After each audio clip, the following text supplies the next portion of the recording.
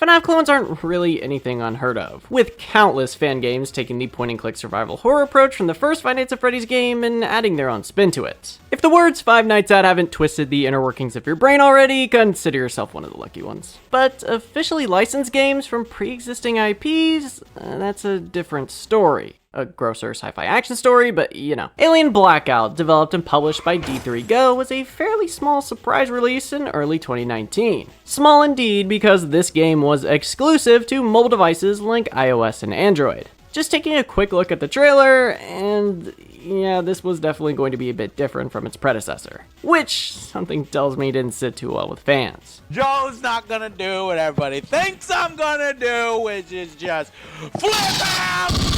Seemingly being the direct sequel to Alien Isolation, which, I'll remind you, is commonly crowned as one of, if not the best survival horror game like ever made. I could definitely see why something like this would cause a bit of disappointment. Besides like a Markiplier video and a few Alien game tier lists, I barely even really remember this game being talked about, like, almost ever.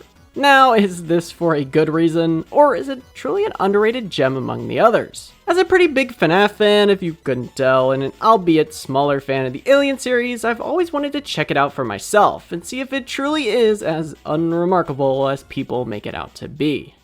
First thoughts, am I sure I'm even playing the game? Oh, there we go. Story-wise, Alien Blackout follows Amanda Ripley, daughter of Ellen Ripley from the first movie, which just so happens to be the main character from Alien Isolation, and, spoiler alert, seems to follow her story after the events of the game. At least that's probably what they had in mind before Fox completely shut that idea down. Here on the Mendel space station, Amanda has conveniently just woken up after a single xenomorph has slaughtered everyone on board. Luckily, she's able to find a good hiding spot in the air ducts, set with a perfectly working camera system and controls for opening and closing the vent doors. See where we're getting at? At the same time, however, the USCSS Halden has made a brief stop for repairs at the Mendel station, with passengers Saito, Thorncroft, Studwick, and Yutani all jumping aboard. You'll hear these names a lot. Yutani, Thorncroft, Saito, Studwick, Yutani, Thorncroft, Yutani. With the help of Ripley and her expertise in, shutting doors, I guess, they need to work together, with a few twists and turns sprinkled in, of course, to find some sort of way out of here.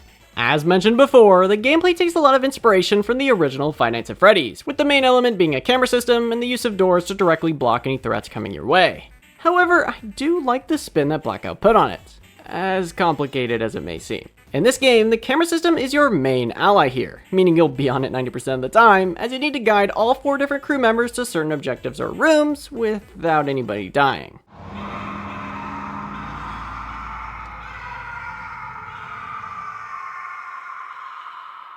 Yeah, the problem is that this xenomorph is constantly prowling around looking for its next victim, and anything generally in its field of view will almost instantaneously die.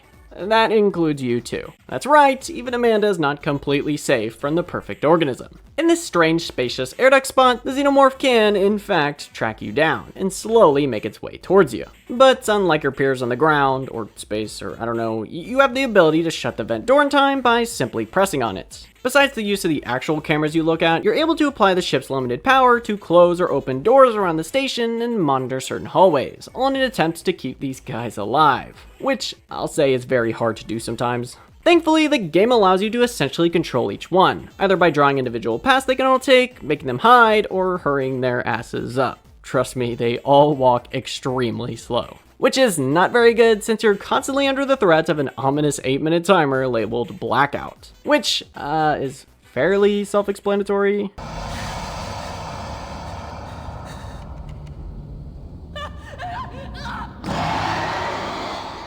As you clear each level, you'll notice that Amanda and the crew are continuously making their way around the Mendel station, meaning that every office, main air vent duct thingy will be slightly different in both appearance and gameplay. Sometimes you'll have a large amount of vent spots that the alien can appear at, making it just a bit more tricky in pinpointing its exact location. This also applies to the maps. Each one gets more and more complex, limiting the amount of cameras or doors and adding more motion trackers, which, trust me, isn't necessarily a good thing. With much more blind spots that it can appear in, the xenomorph can and will be appearing a lot more often.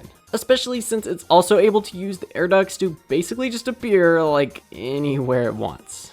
starting to get flashbacks. Which feels like a perfect time to talk about the alien's AI. Of course, Alien Isolation, on top of being fucking terrifying like all the time, has been highly praised for how the xenomorph is able to learn from how a player actually plays the game, and getting increasingly more unpredictable as the game progresses. Whether it's throwing too many noisemakers, hiding in lockers too often, or bashing a synthetic over the head, the xenomorph will start to learn how you play the game. There's plenty of people who can explain this better than me, but that's kind of the gist of it. Here, however, for the most part, I didn't really find anything interesting about this thing's intelligence. Most of the time, if it was caught in a room, continuously shutting and opening a door nearby was good enough to stall it for like half the time needed for a level, even in some of the later ones. Or it would just be in a completely separate room from both the objective or just crew members altogether. Which, when only having about one crewmate to control most of the time, wasn't too hard to avoid the supposed perfect organism. Another thing I think this game could do a bit better is the reliance on audio. For the office sections especially, that's what I'm calling them, I don't care. The only way to know which way the xenomorph is coming towards you is from spatial audio. Which is cool, don't get me wrong, but for a mobile game like this especially, pretty much means you'll need to be wearing headphones for your best chance of survival. And this applies to the FNAF games too, don't worry. Adding on to this, the vent ducts themselves feel pretty bare bones for being the only 3D environment the player can interact with in the game. Like, you have the option to look around here whenever, but the only time you'll actually ever need to is when an alien is gunning you down. I feel like adding a mechanic where the xenomorph can drain your power gauges and you'd have to refuel them here, kind of like the power rewrite stations from Isolation, would have made this section just a bit more interesting. Or something else, just throwing out ideas. But for the most part, it's fine. However, there are a good amount of things I thought worked really well here too, like the voice acting. Bringing back Amanda Ripley's amazing voice actor from Alien Isolation, Andrea Deck, was a fantastic idea because she kills it here once again. 15 seconds to lights out! Everybody else also does a great job at capturing the horrors of being trapped in a space station with an alien. Like, it legitimately sounds like somebody actually died here.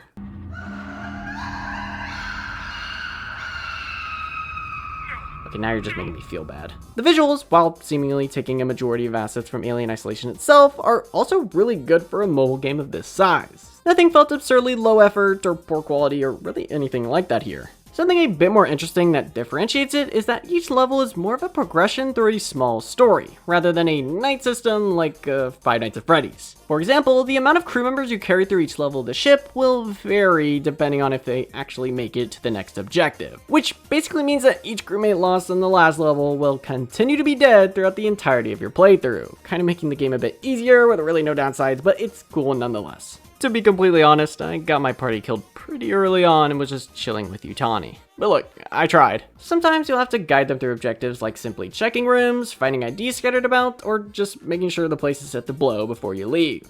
All 7 of the different levels here have something different to offer, and you do get a good sense of progression just from the visuals alone. If the player completes all 7 of the levels in the game and guides at least one of the 4 crew members aboard the Halden, Amanda will join them just in the nick of time, showing us that this nightmare for them is finally over.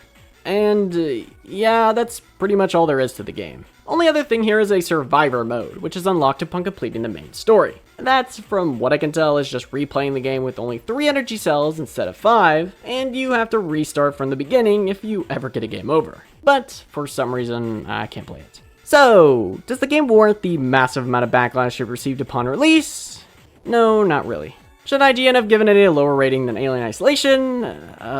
Wait, why did they do that again? Generally, for someone not expecting much coming out of it, I actually had a pretty good time with this game, but I guess I might be biased. During a time where Five Nights at Freddy's as a series was slowing down its game production, mobile games are being more and more resented, and just the absolute hype behind a sequel to the original Alien Isolation being a marvel of survival horror in of itself, I really don't think there was a good time for this game to release, honestly. And yeah, the game's not perfect. It can get boring after a while, there's only 7 levels, that's literally it, and the titular alien gets pretty predictable near the end. I also admittedly ran into a few bugs, like with this mechanic that's supposed to block the player from ever seeing any of the crewmates actually die on cameras, seems to take priority instead of the xenomorph, like, actually killing them. Or like when I saw 2 aliens in both my air ducts, which also may have gotten me killed.